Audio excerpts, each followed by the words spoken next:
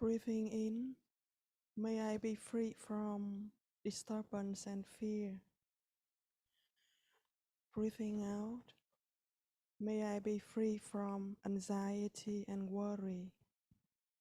In, free from disturbance and fear.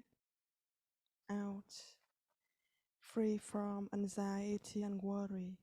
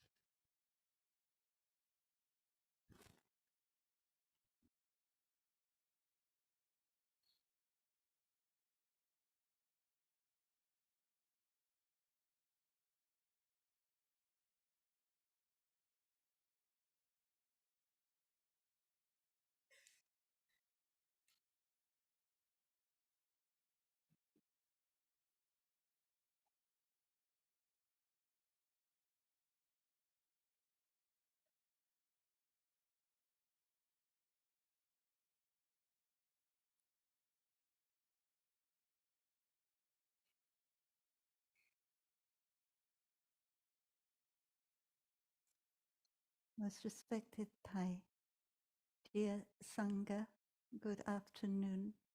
Today is the 25th of December in the year 2022, and we are enjoying our holy season together in Plum Village. And now we will listen to three sounds of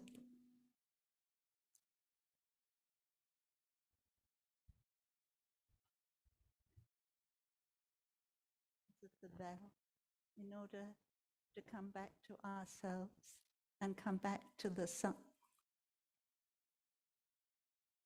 and come back to the Sangha who is sitting here with us. Breathing in, I am alive. Breathing out, I smile to life, which is within me and around me.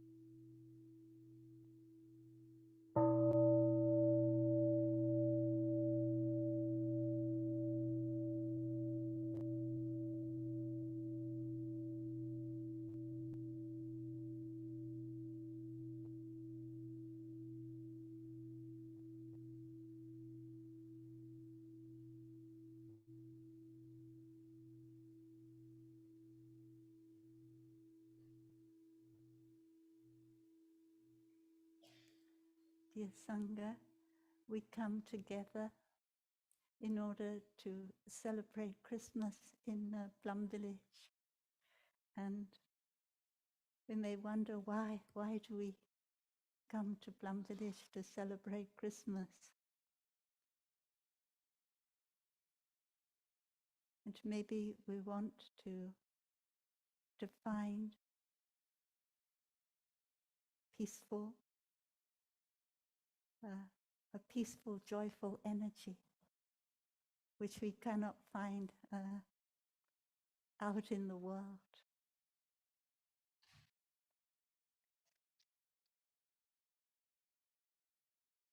We want to spend a spiritual Christmas, a Christmas where we can renew our spiritual energy. At the time of the year when in Northern Europe it is very dark, we want to be able to touch those seeds of light in ourselves. This year, we decided that we will celebrate Christmas more simply in Plum Village, that we will not consume as much as maybe we did in past years. So we thought not so much of buying presents for each other, but making things ourselves. So this is a step that we're all trying to take in the present situation, how to consume less and how to be more happy consuming less, because sooner or later we'll see that consumption is not what brings us true happiness.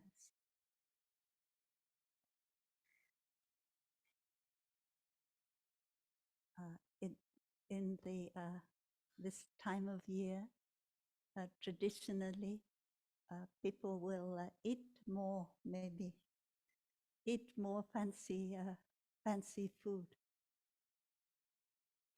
So this year, when I look at what I am eating, I feel that as I sit with my Sangha and my sisters to eat a meal at Christmas time, the most important thing is the the fellowship, the brotherhood and the sisterhood, and the love that we feel around us. That is more important than whether the food is proper Christmas food or not, or what we consider in Europe to be proper Christmas food. When we can be nourished by the presence of our beloved community around us, that is the most fulfilling nourishment for us. So what is the spiritual meaning of Christmas in our time?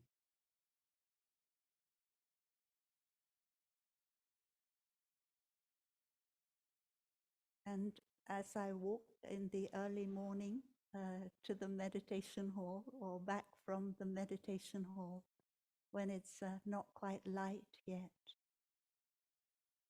with my mindful steps, I can be in touch with this season of the year, this season of the year when there are very few hours of light. And I can also be in touch with how my Western spiritual ancestors have practiced at this time of year.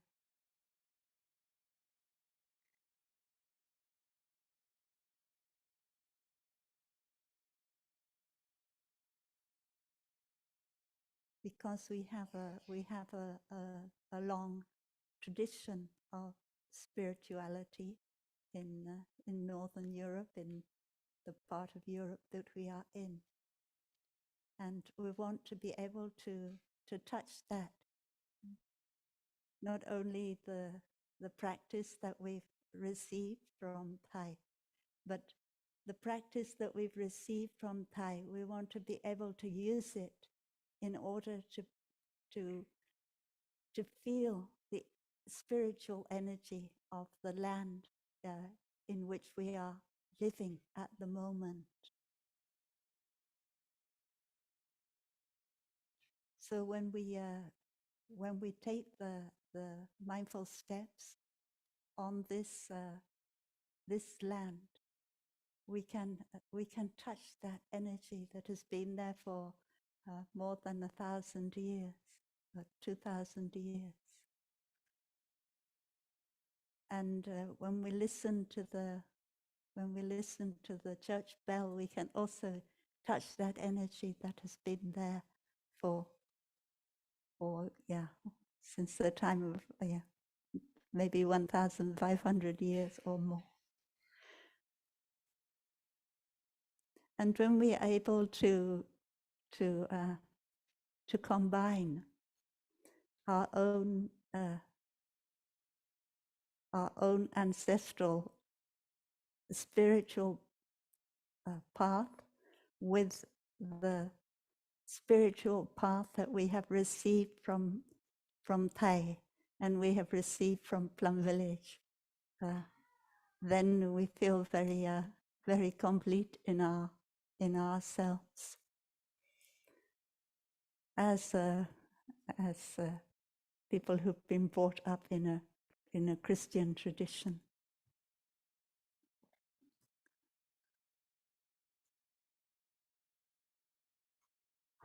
So one of the aspects of being together at Christmas is, as we said, a brotherhood, sisterhood.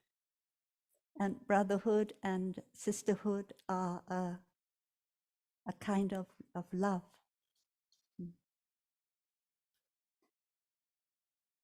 Of course, we know that there are kinds of love which are true love and kinds of love which are not true love. And this is a time for us to look into how we practice true love.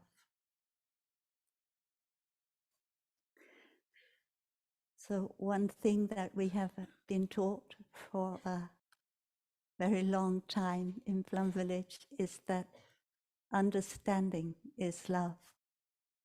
And you can say the other way around, love is understanding. Just like in the Heart Sutra, we say this body is emptiness, and emptiness is this body. Mm.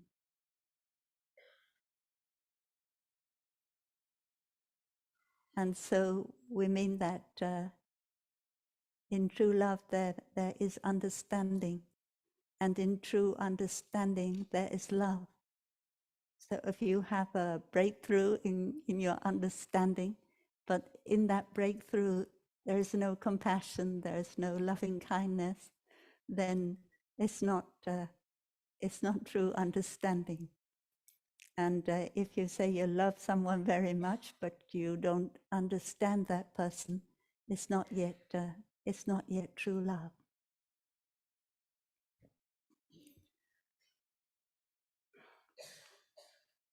So we need to ask how can we learn to understand more?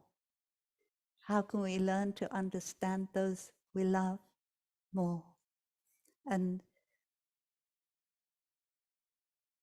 this is a practice of communication, a practice of deep listening, and of loving speech. And at the new year, we have a chance to do what we call beginning anew in many aspects. But one of the aspects is to begin anew in our understanding of our loved ones, because we all have perceptions. We have perceptions about ourselves, and we have perceptions about other people, and those perceptions are not 100% correct. They may be 10% correct. They may be 60% correct, but not very often 80% or 90% correct, and never 100% correct, because that is our human imperfection. We don't have correct perceptions.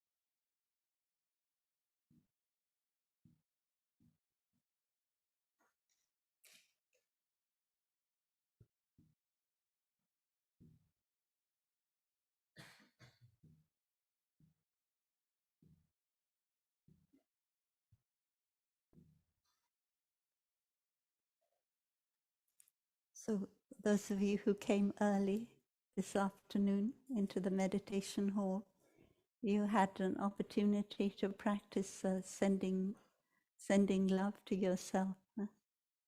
So breathing in, may I be happy, peaceful, and light in my body and my spirit. So that is a chance to practice love for yourself. But if you have not understood yourself, is it possible to love yourself? Because we said that if you do not understand someone else, it's not possible to love them. So we have to ask the same about ourselves. Do I understand myself? Do I understand my body, my feelings, my perceptions? my mental formations, and my consciousness. Because if I can understand myself, then I can love myself better. Just like we said, we cannot 100% understand ourselves, but we can love and understand ourselves better. So that is the first thing we need to ask. And when we do this meditation for ourselves, may I be happy. It's not a matter of repeating words and hoping that when you say, may I be happy enough times that you will be happy. The first thing that we have to do is understand that in us we really want to be happy. That is our deepest wish. I want to be happy. And we all have the right to be happy. And actually we all have the desire to be happy. But sometimes we tell ourselves, oh, I don't have the right to be happy. There are so many people in the world who are suffering, then I have to suffer too. But you want those other people in the world who are suffering to be happy, so you need to want yourself to be happy. And then you will have a happiness that if you have enough, it will overflow and it will come to the other people. So in the world, we really need people who have the capacity to be happy. But first of all, we have to recognize that is something I really want. And maybe for many years, we have been living in a situation where we are not really happy. And so we have forgotten what it feels like to be really happy. And that is why we need to come together with our Sangha. We need to come to Plum Village at Christmas time. And so we can feel the brotherhood and the sisterhood and the freedom that are essential for happiness. Freedom is an aspect of the spiritual path in all spiritual traditions.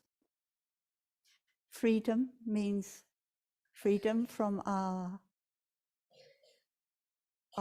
perceptions about the past, our perceptions about the future, and to be able to walk lightly on this earth in the present moment. That is a great freedom. In the gospel, I think in the gospel according to St. Luke, when Jesus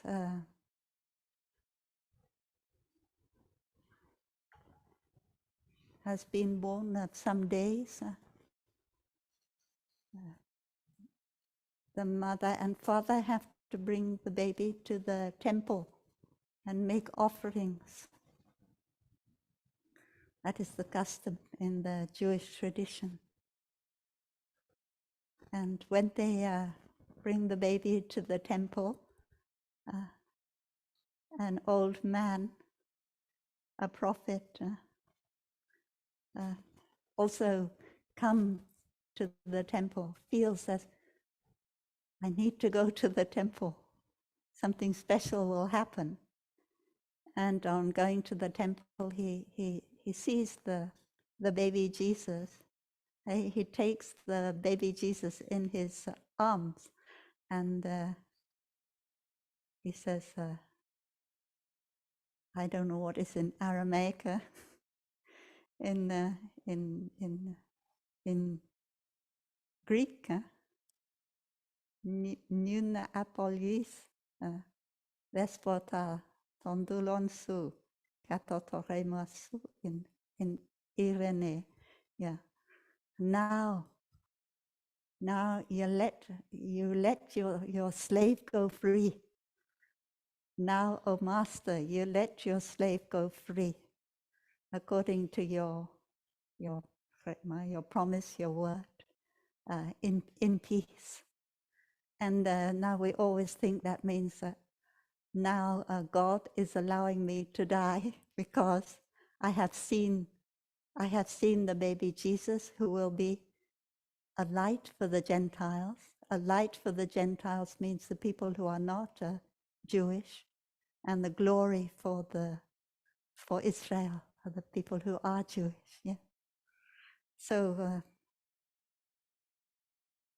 so now I can die because I've seen that baby, which is the hope for the future. Yeah. So I think we can understand a little bit differently from that. Lure, it means very clearly to set free. And this is the image of the slave master, the master setting his slave free. So we need to ask ourselves, who is that? Who is that master? Who is the master that has stopped me from being free? And can I, at Christmas or any other time of the year, can I have the insight? Can I see the newness which will set me free from that master? And in Buddhism, we could say that master is our habit energies, our unwholesome habit energies. So before we said that understanding is love, and we could say the opposite. We could say that hatred is ignorance. It's not because people want to hate that they hate, but it's because of it is because of ignorance, because of the lack of understanding that we hate. And all of us in our store consciousness, we have the seeds of hatred. We have the seeds of violence. And though they don't manifest, they are there. And if we are not careful, then they will manifest. And we're very lucky that we have a practice so that we don't allow those seeds to manifest, the seeds of hatred, the seeds of violence to manifest in us every day. We know how to take care of them, how to handle them. But there are people who don't know how to do that. So when we suffer in our body, when we suffer in our mind,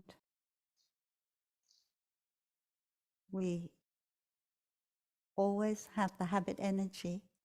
We have the tendency to blame somebody for our suffering. We don't usually come back to ourselves and really look at our suffering to understand what its roots are. But automatically we start to look outside of us. Who is to blame for this suffering that I am going through now? And when we have that habit energy of looking for the person to blame, when we have discovered the person or the things that are to blame, we can point at them, then we will start to feel angry with that person outside of us. We will start to hate that person outside of us. So that is why the Buddha talked about the Four Noble Truths and the first noble truth of suffering.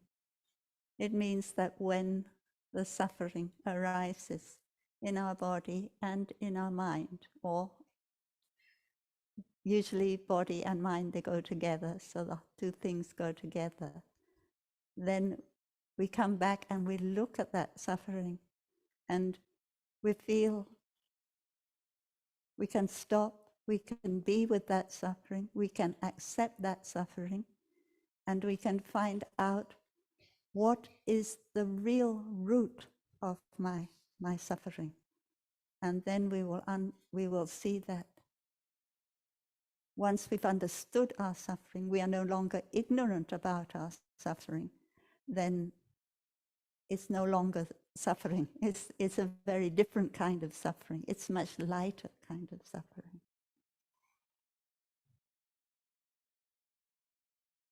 So we all have the ignorance.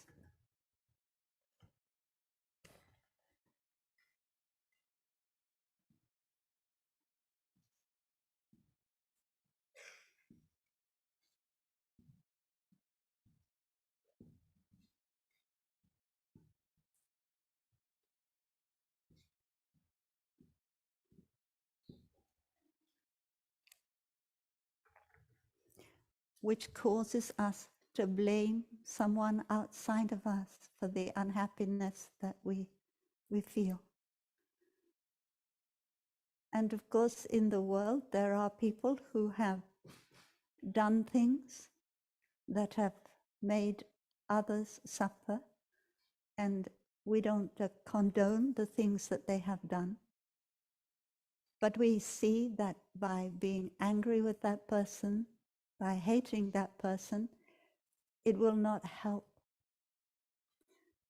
So in our own time, we are aware of the people who maybe we feel are most responsible for destroying the life on our planet Earth.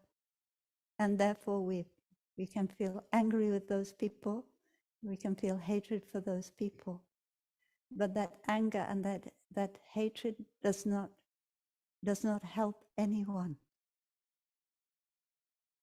So we need to come back to ourselves, and we need to ask, what are the roots of destroying our environment? And obviously they are the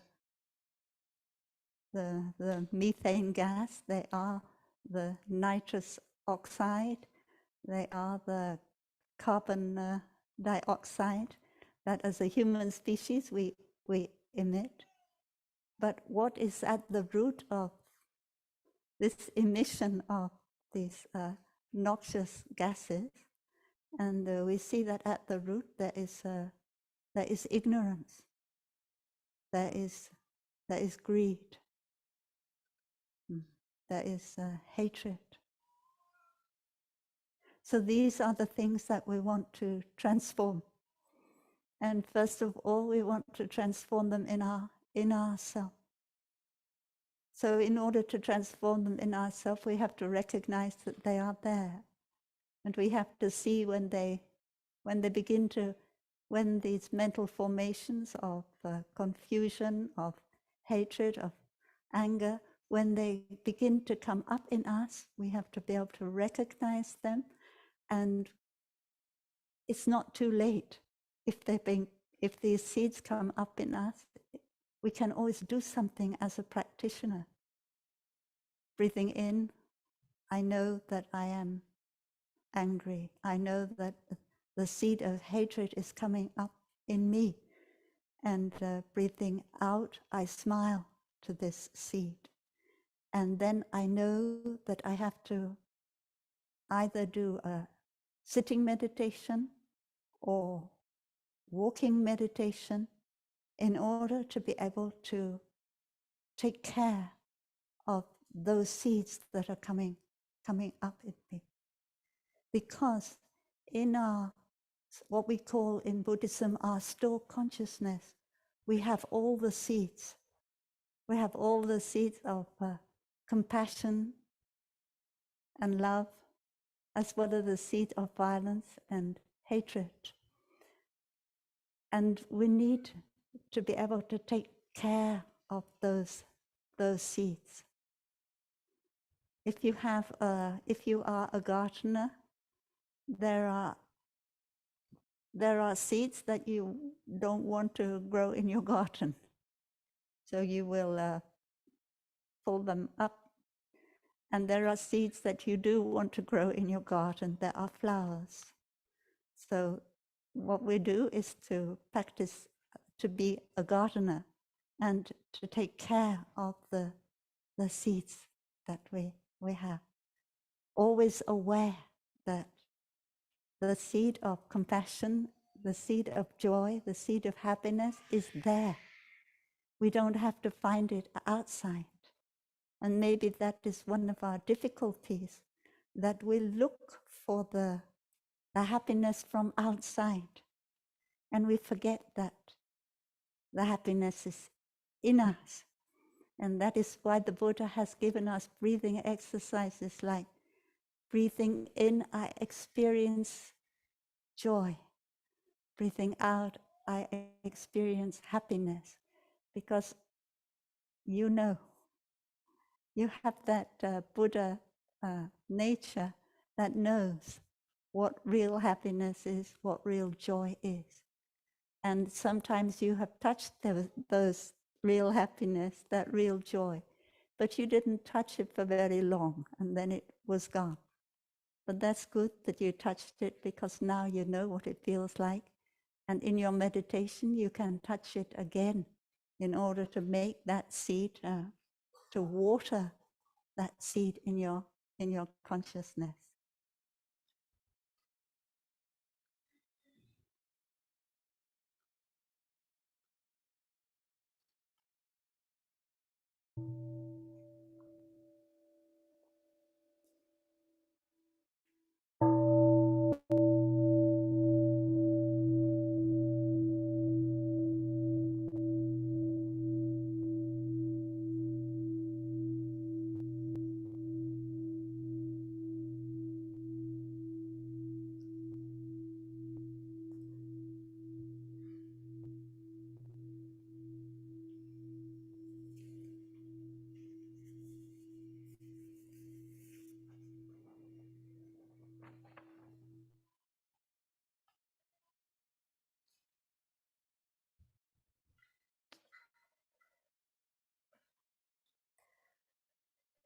So we have a traditional song that we sing at Christmas in English.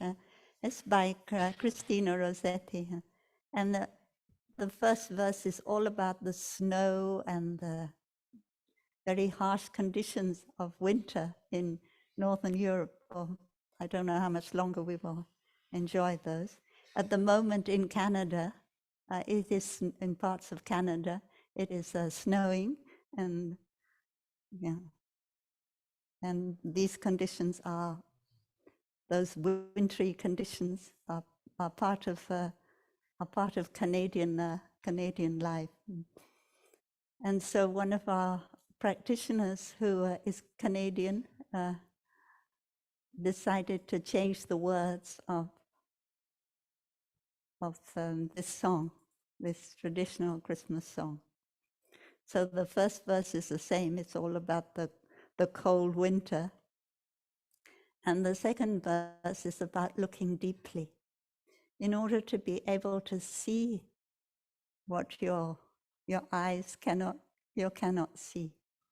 And that is underneath all the snow, there are seeds of flowers.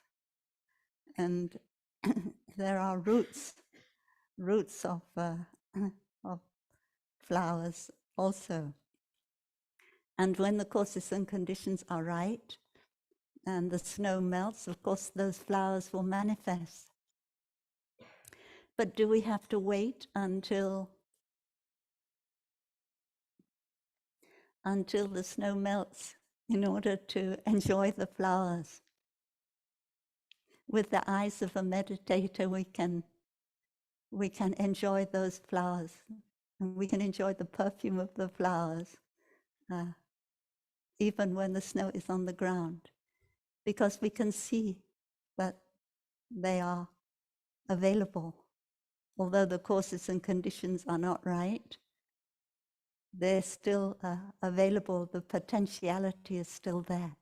And that potentiality is in our consciousness as well as in the earth under our feet, the snow under our feet. So we can be in touch with we learn to be in touch with the seed of love and the seed of compassion in ourselves. And as we said before, we do that by understanding ourselves. It's so necessary to understand. I want to be happy. I really want to be happy. I don't want to suffer. Although, according to Buddhism, we shouldn't wish that. Huh? Thai always says that suffering is good for us. But still, deep down inside of us, we have that habit that we want to be happy. And at the same time, we want other people to be happy. You don't want other people to suffer. So why should you want yourself to suffer? And of course, when suffering comes, which naturally it will do, then you know how to handle it with your practice of mindful breathing and mindful walking and looking deeply. So we have to see, I really don't want to suffer. I want to be free from accident. And when you see that, then you may begin to cry, huh? Because it's something you haven't seen for so long. You haven't allowed yourself to be happy for so long that you feel deeply moved when you can actually see that. And one of the marks of being successful in your practice of love meditation or compassion meditation is the tears that fall from your eyes. And when you've realized for yourself how much I long to be happy, and then you will be able to see how much the other person longs to be happy. And that person could be someone who makes you suffer, someone who has caused you a lot of unhappiness. And at first there is a real blockage of being able to wish that that person could be happy. Because inside of us, when someone makes us suffer, we always have the habit energy. They have to suffer. And then they will know what it feels like to suffer. And they won't do it again. Yeah. But that is in fact wishing for someone else to suffer. It's not the way. That is not, maybe they will learn from their suffering, but that is not what we want. We want them to be happy. And if you are able to cry when you see how much you need to be happy, when you see how much you have suffered, when you can feel that real compassion for yourself and cry, then you will be able to continue your meditation and see that that is true for that other person too. Because you have touched a seed of compassion in you, and therefore you can keep that seed alight.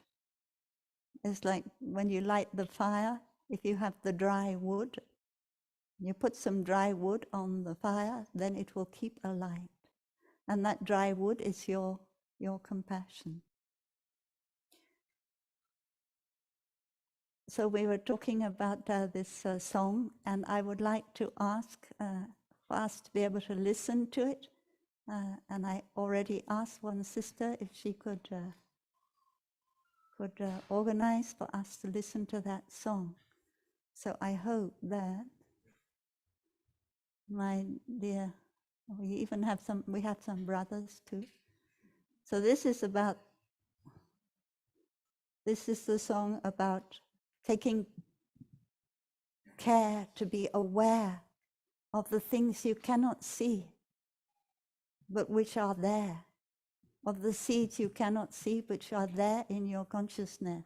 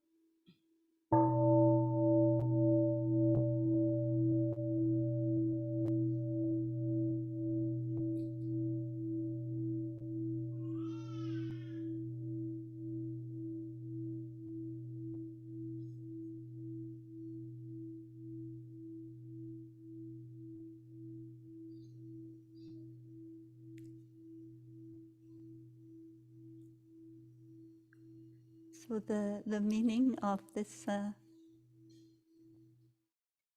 song in the Canadian version can also touch on the teaching of no birth and no death, because when our loved one does what we call dying, then we feel that we cannot see them anymore. And with the reminder of this song, we can smell the fragrance of the flowers that are under the earth, and we can see the beauty of the flowers that are under the earth. So it is a reminder that when our loved one has passed away, we can still be in touch with them.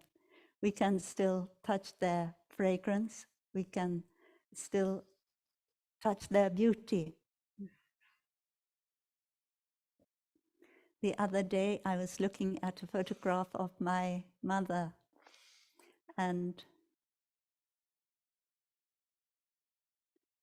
suddenly the sutra of Anuradha, I don't know if you know that sutra, when some ascetics come and ask the Buddha, not ask the Buddha, ask a disciple of the Buddha, uh, after the death of the Tathagata, does the Tathagata still exist? That's one proposition. Another proposition is after death, the Tathagata does not exist. And then there's some rather sophistical propositions.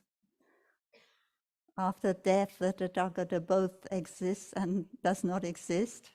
How that is possible, I don't know. And after death, the Tathagata neither exists or not exist. Yeah, that is a bit of Indian sophistry. So now we just look at the first two. And it's not only that we ask this question about the Buddha, we ask it about our loved ones who have passed away. After death, does she still exist? After death, does she not exist? So when I look at my mother photograph, so I have the tendency to ask her, does she still exist? And then I have the tendency to try and prove that she still exists. But then I look and I say, when that photograph was taken, did she exist then? Or did she not exist when the photograph was taken? And I cannot answer that question. Did she really exist when the photograph was taken? And now, after she, what we call died, she does not exist. So I see that my problem is that I am caught in existence and non-existence. I'm caught in the existence of my mother before she died and the non-existence of my mother after she died. And when we listen to this song, we don't talk about the existence and the non-existence of the flowers. We don't say now that the flower has died, it doesn't exist, and before it died, it did exist. The flower is a manifestation, the coming together of many causes and conditions, and the flower will manifest for us. And our mother or our loved one is also the same. When the right causes and conditions are there, then she manifests. And when they're not there, she doesn't manifest. But if she's not manifesting, as a practitioner, I can look deeply and I can be in touch with a manifestation of my mother. Not the same manifestation necessarily as the one in the photograph, but that perfume, that beauty of the essence of the actions of my mother, I can always be in touch with. Yeah. So the question of whether exist or not exist isn't necessary question to ask. We can take a step beyond existence and non-existence. And when we take that step, we come into touch with the manifestation according to causes and conditions.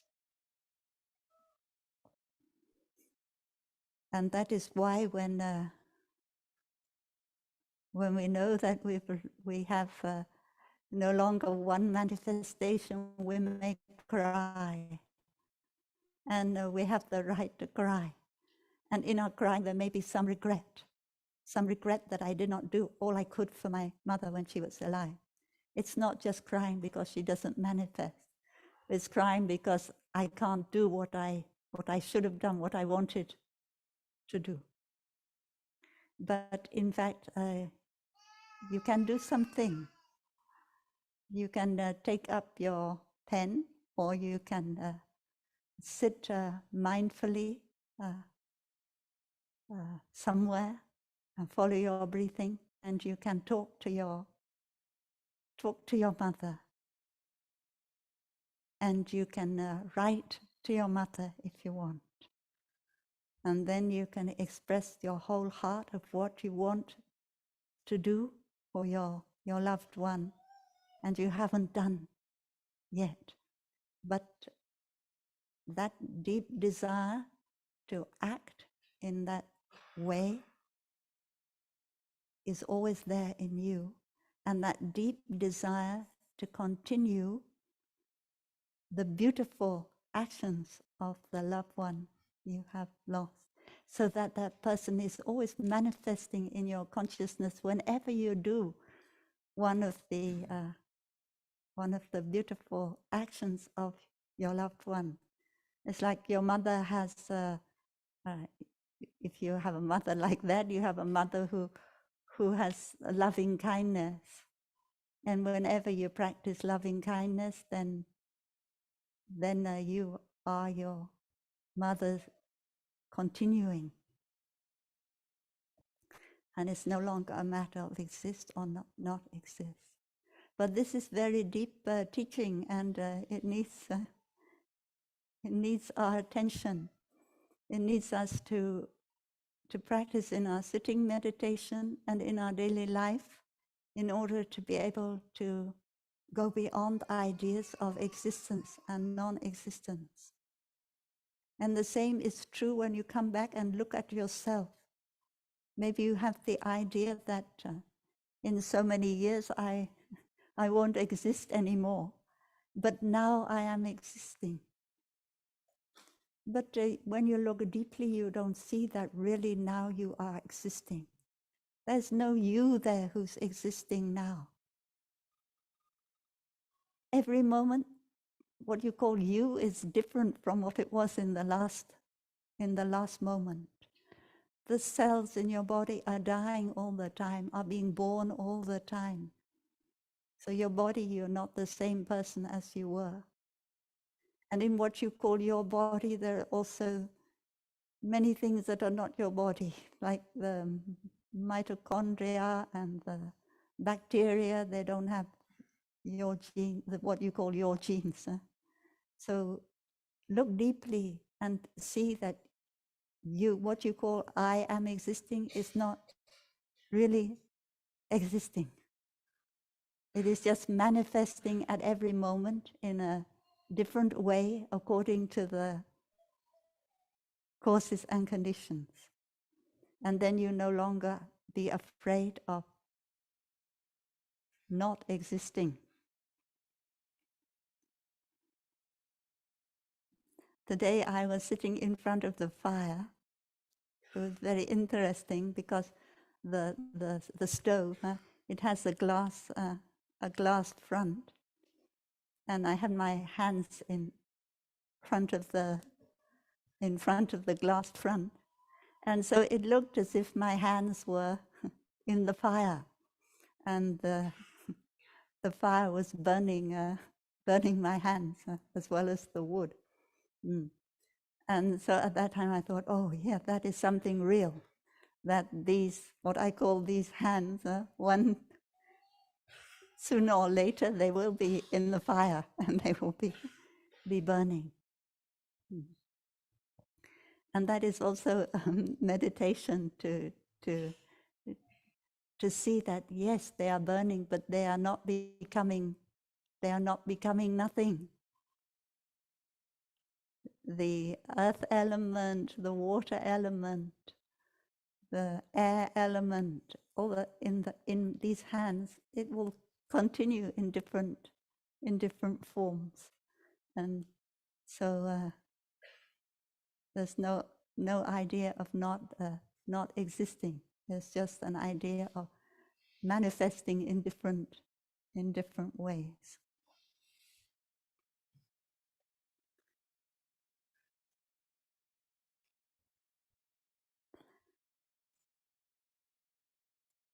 So Thai always told us that to be able to let go of the idea of birth and death is the true work of a practitioner.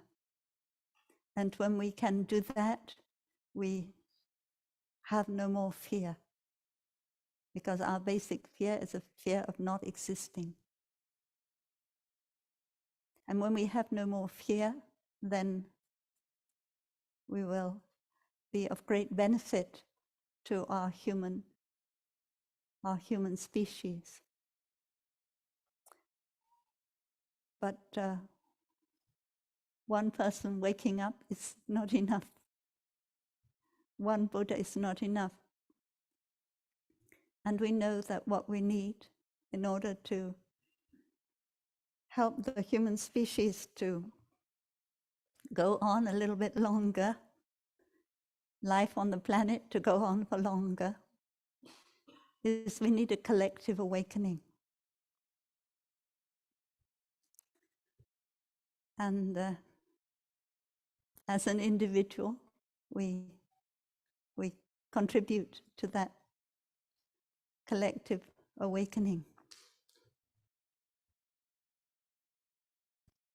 As a sangha, as building sangha, we help share the teachings of awakening with the other people. And so sangha building is a very important task towards the collective awakening of our human species. And collective awakening doesn't mean that we want everyone to become a Buddhist, everyone to become a practitioner of Plum Village. Thai was very concerned with global ethics and a global spirituality. And Thai always said that Thai is ready to let go of being a Buddhist, because you cannot really let go of being a Buddhist except if on a form you're asked to write what is your religion, you can write down Buddhism, but when you really practice Buddhism, you may be a Christian.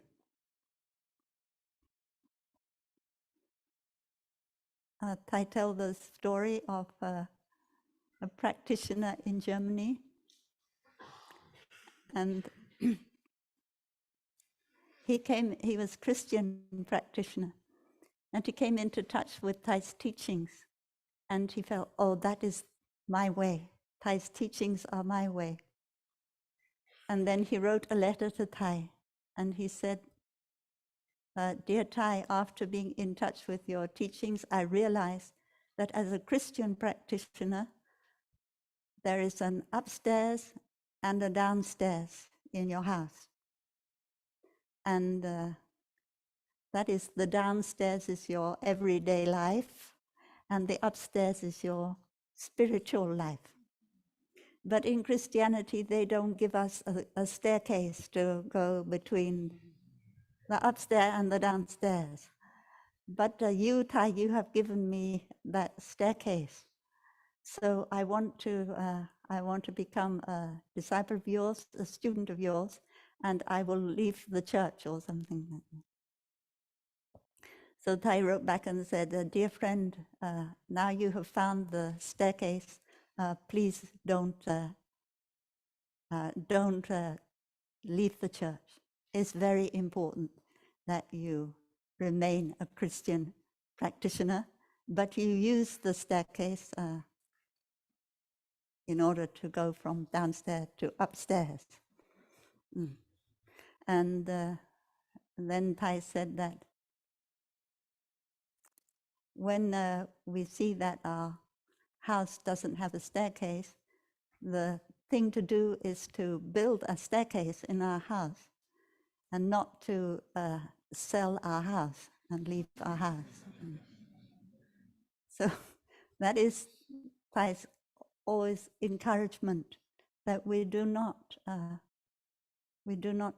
leave our roots, and we find a way, like we said at the beginning, that we combine our roots with what we are, with the new things that we have learned, and then we can be of benefit as far as a global spirituality is concerned. Of course, we have to see what it is that Buddhism can contribute to a global spirituality. And many of the deep teachings on no being and no non-being, they have already been touched in Christianity to a certain extent by certain mystics, but they are not very widespread. And once we have touched those teachings deeply for ourselves, then we are able to convey, to help other people to touch those teachings also, whatever tradition we happen to be in.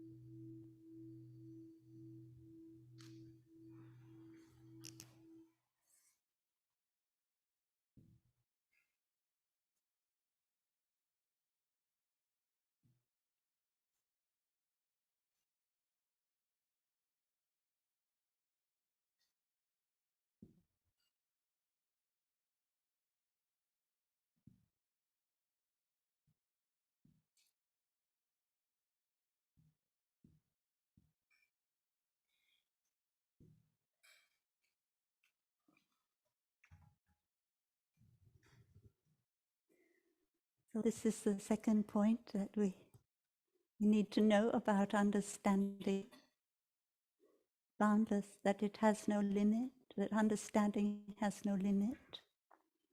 One time Thai said to me, "Look, is there such a thing as Anuttara Samyak Sambodhi?"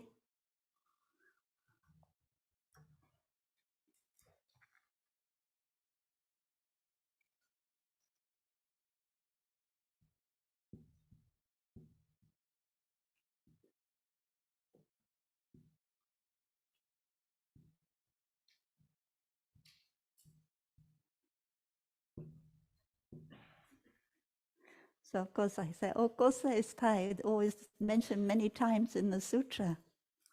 And Thai said, no. Thai doesn't believe in this highest. Nothing higher of the understanding than which there nothing higher. The highest understanding. And Thai said, no, there isn't the highest understanding. It's like you have the highest, it must be on a scale somewhere, huh? So you get to well, when you have the idea of high, you have to have the idea of low, and the higher, higher, higher, higher, highest. And then there's no more after that. Huh? Yeah.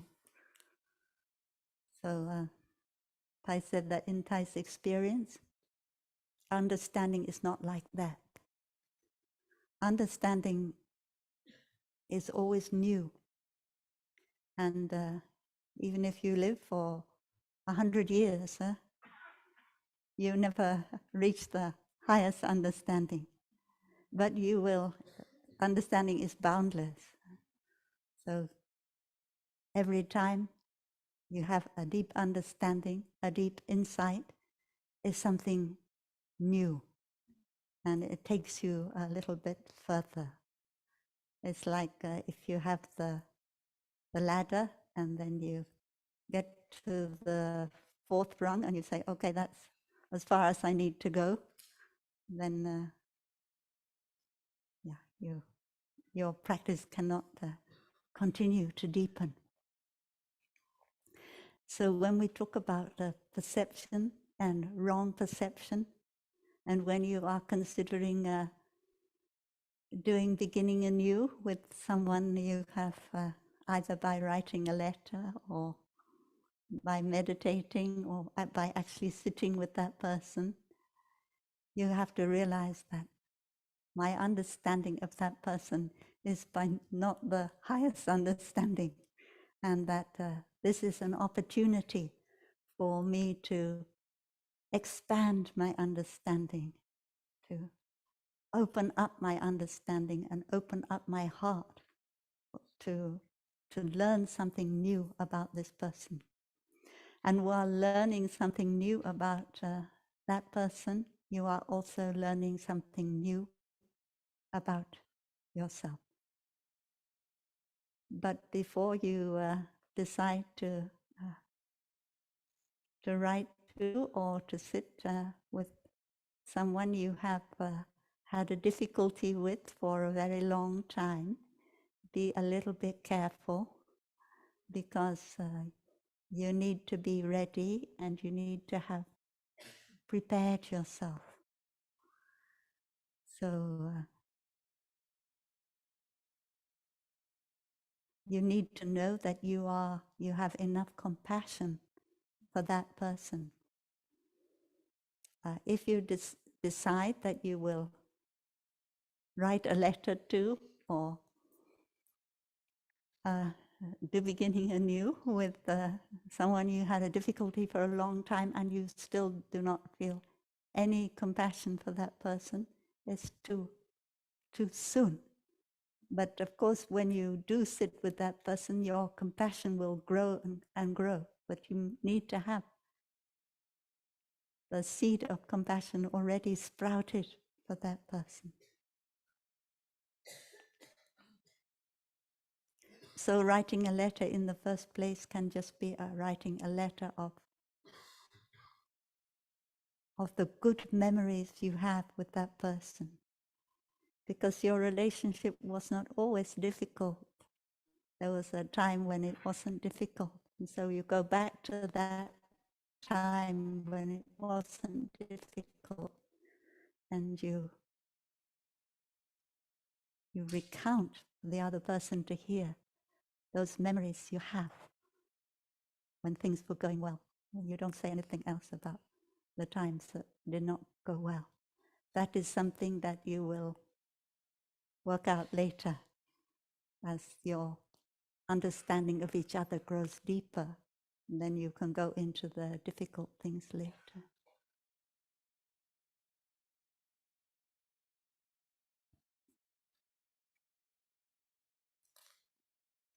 So to recap, um, if we want to love someone, we need to understand them. But first of all, we need to love ourselves. We need compassion for ourselves. So that means we need to face our own suffering and give rise to the compassion. And our own suffering, it may not be just our own. It may very well be our ancestors' suffering. So I think when you see that this suffering isn't just my suffering, it's also my ancestors', it's very easy to feel compassion, because you feel compassion for what your ancestors had to go through. So that is the next thing. And then we need to be able to be in touch with, to be able to feel those things which are not immediately visible to us.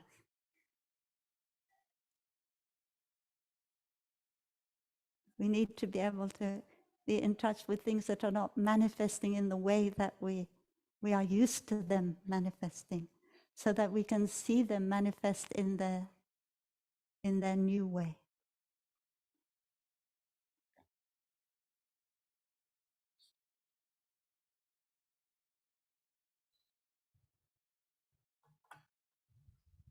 And finally, whatever understanding, whatever breakthrough, whatever insight you have, it is not the ultimate. Life is, we are ready to learn throughout our lives. I think Mahatma Gandhi also said that. Mahatma Gandhi, older he gets, the more he has understanding.